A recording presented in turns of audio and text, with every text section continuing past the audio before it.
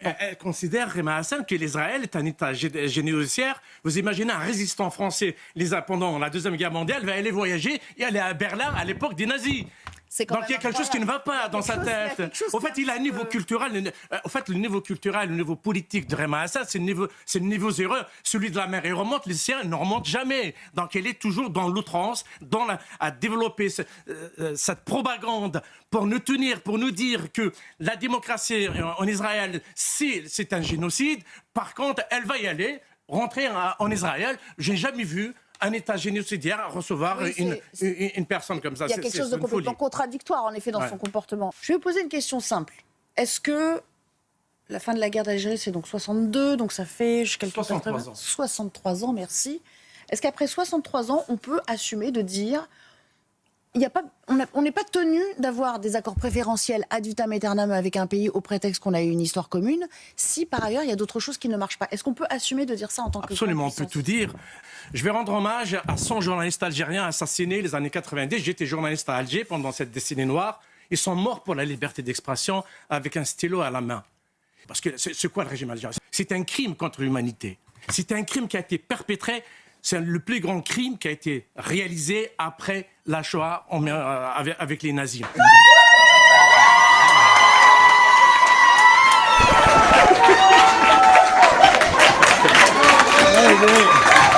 C'est le vrai visage partout. Là où il y a l'islamisme, en Algérie, c'est plus de 300 000 morts. Là où il y a l'islamisme, il y a la mort. Là où il y a l'islamisme, il y a la haine des juifs. Il faut le dire.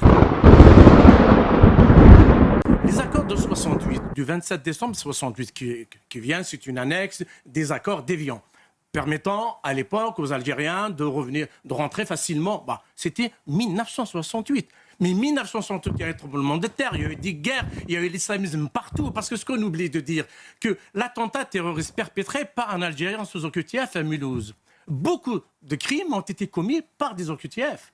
Pour moi, ça représente un peu la terreur, la sauvagerie des islamistes en Palestine. Cette sauvagerie est alimentée, dirigée par le Hamas et le djihad islamique.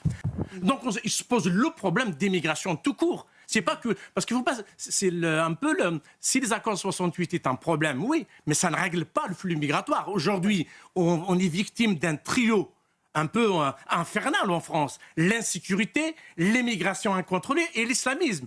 C'est le mélange des trois qui pousse les Français à dire il faut arrêter cette immigration. Donc, l'immigration algérienne, c'est la plus importante. Donc, ils profitent de cet accord de 68. Oui, effectivement, il faut le revoir, il faut le négocier. Et l'Algérie ne le respecte pas. Et si au bout de 6 semaines, l'Algérie ne souhaite pas renégocier parce que c'est un accord bilatéral entre deux États, oui, on peut le dénoncer. Qu'est-ce qui peut faire plier le régime d'Alger ? C'est-à-dire quand on s'en prend aux dignitaires et qu'on dit vous ne pourrez plus venir vous faire soigner ou choses comme ça, ça c'est de nature à les faire plier? Absolument, parce que le régime un peu...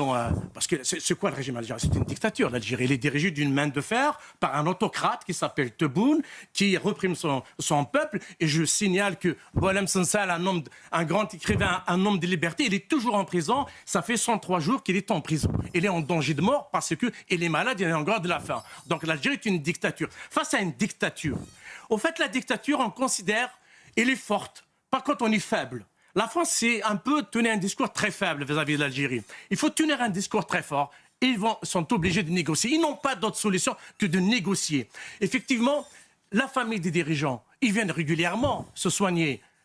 Les enfants, ils ont leur titre de séjour régulièrement. Moi j'en rencontre beaucoup d'Algériens. Ils sont étonnés comment la junte militaire, les enfants des dignitaires arrivent en France. Ils ont les titres de séjour, ils ont des appartements, ils ont tout. Aux bourgeois et aux nantis du régime, déjà, vous allez créer une inflexion quand même? Parce que l'Algérie est une dictature. C'est-à-dire que l'Algérie est dirigée par une poignée de personnes qui profitent du système. Il faut s'attaquer à cette poignée de personnes. Mais c'est une honte pour nous, quelque part. Pourquoi? Parce qu'elle permet de violer des petites filles, des femmes et d'égorger des enfants.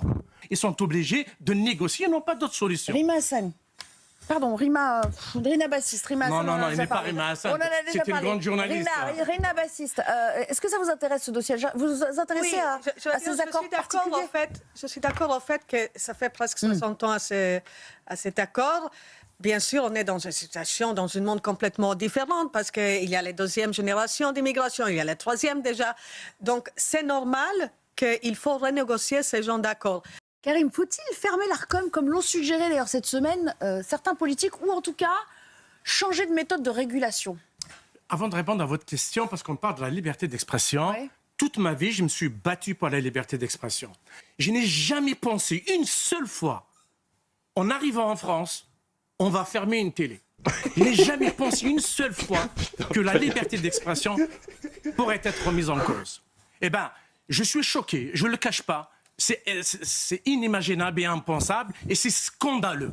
On peut pas, j'ai pas d'autres mots. Il y a beaucoup de pays rêvent d'avoir cette liberté d'expression, rêvent d'avoir C8. Aujourd'hui, on la ferme. Effectivement, à votre question, est-ce qu'il faut revoir les statuts et même l'instance de l'Arcom? Oui, la question se pose parce que C8, elle est là, elle a été censurée. De quel droit on censure la liberté d'expression? C'est un acte anticonstitutionnel aussi. Oui. Nous nous battons tous les jours pour la liberté d'expression et voilà, l'Arcom, un groupe de personnes, nous prive de la liberté d'expression. C'est scandaleux, c'est anormal. Et c'est honteux aussi. On va l'écouter parce que... Calme! Au secours!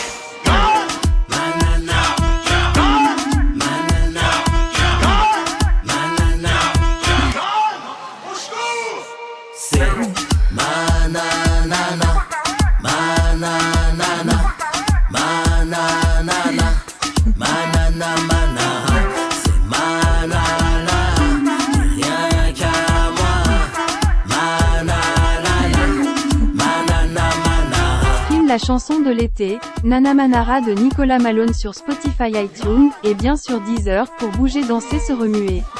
L'été sera chaud avec Nana Manara.